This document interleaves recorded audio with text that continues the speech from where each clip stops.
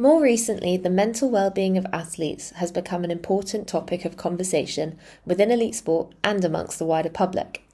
The 2020 Olympics saw Simone Biles, a multiple Olympic medalist, having to withdraw from several gymnastic events due to mental health concerns. This demonstrates the relevance of research into the psychological demands of sport and the ways to help athletes manage their mental health. Our research specifically looked at whether having a role model and being a role model would help to reduce performance anxiety in elite athletes within a male-dominated sport. Anxiety is described as a negative emotional state characterized by emotional and physical symptoms, including worries about the future and increased heart rate. Performance anxiety in sport refers to the psychological state where athletes experience heightened feelings of anxiety when they perform. Performance anxiety is very common in elite sports where athletes are constantly under pressure to perform at competitions and in training.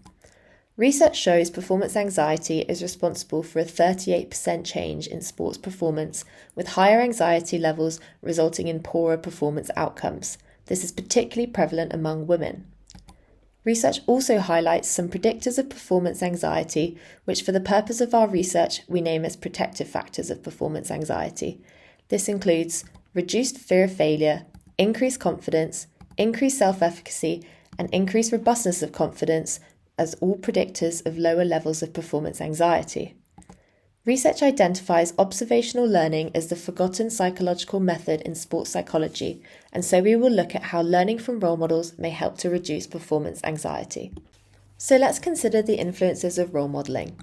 Lots of research shows that having a role model can be a key in shaping individuals and their career trajectories. Bandura's social learning theory explains that social behaviour can be learnt by observing and imitating others. The benefits of having a role model have been shown to include reduced anxiety in the observer. Research also describes role models as representations of the possible. The research shows that having relatable figures to look up to can provide a sense of direction for individuals. However, research has highlighted that role models can also have a negative influence.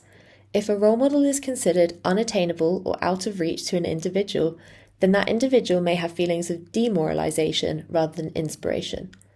So there's a lot of research into the influence of having a role model, but what about being a role model?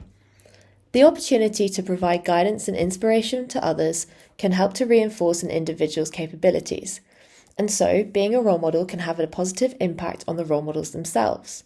This may be a useful strategy in empowering individuals who are underrepresented, such as women in male-dominated sports like rugby, football, and sailing.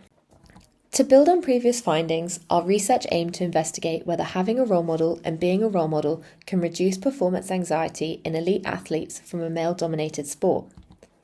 Our first hypothesis was that elite athletes primed with having a role model or being a role model will report lower levels of performance anxiety compared to the control condition. Our second hypothesis was that protective factors will mediate the relationship between having a role model and performance anxiety, as well as the relationship between being a role model and performance anxiety. Gender was included as a covariate, as the discussed research showed us that gender might influence these mechanisms. We also included gender-based discrimination as an exploratory variable, as research had highlighted it may be relevant when looking at male-dominated sport. Our final dataset consisted of 240 elite sailors. Elite sailors were identified as having at least competed at an international level. Our study involved a between-subjects design. We used Qualtrics to create and distribute our study as an online questionnaire.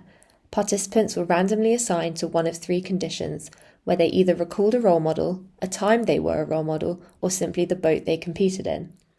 All the participants then filled out the same questionnaire that used scales to measure our variables. All of our scales were based off previous research that had established a valid and reliable measure for each variable. Once we finished collecting our data, we analysed results in SPSS.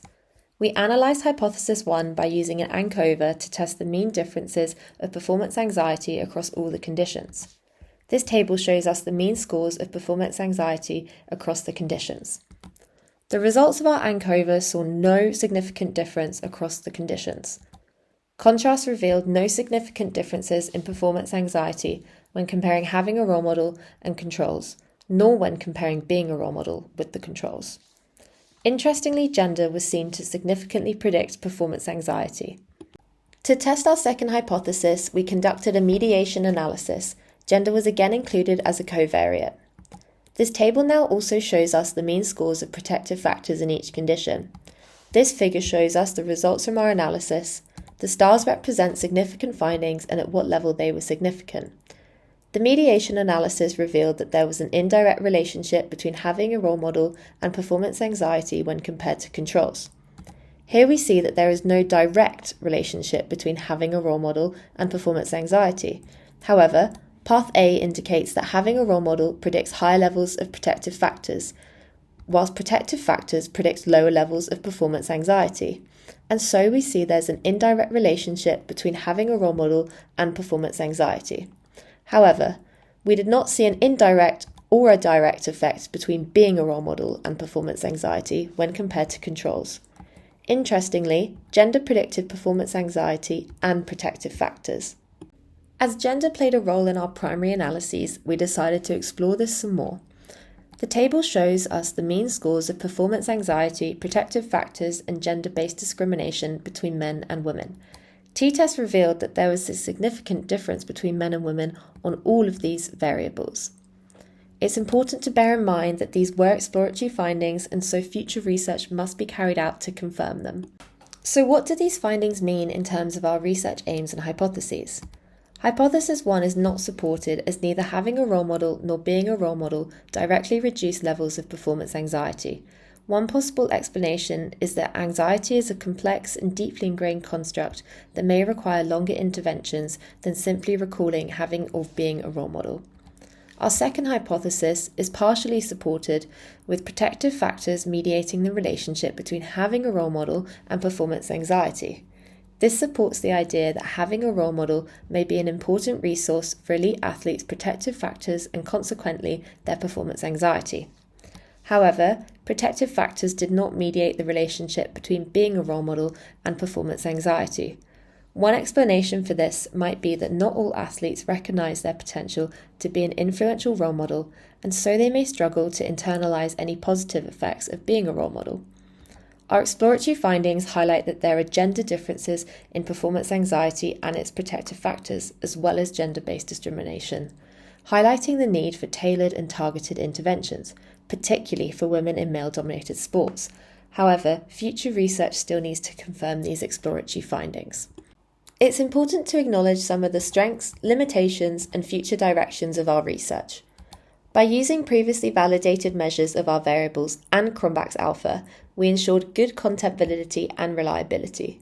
This meant that our scales and items covered the relevant parts of the constructs we aimed to measure.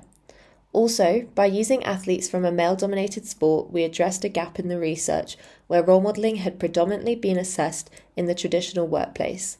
The nature of our online questionnaire allowed us to recruit a variety of international sailors, ensuring a representative sample and therefore a high population validity. However, the internal validity of our findings is unclear, as we didn't include a manipulation check. This would have verified whether our manipulations for having a role model and being a role model had the intended effect on our participants. Also, the sample size that we collected was only sufficient for analyses with a medium effect size. Our primary analyses all had small effect sizes, and so our findings must be interpreted with caution. The methodological limitations of our research highlight the importance of replicating this research to improve the validity and reliability of our findings. Future research may also consider directly comparing the effects of having a role model and being a role model on performance anxiety against one another.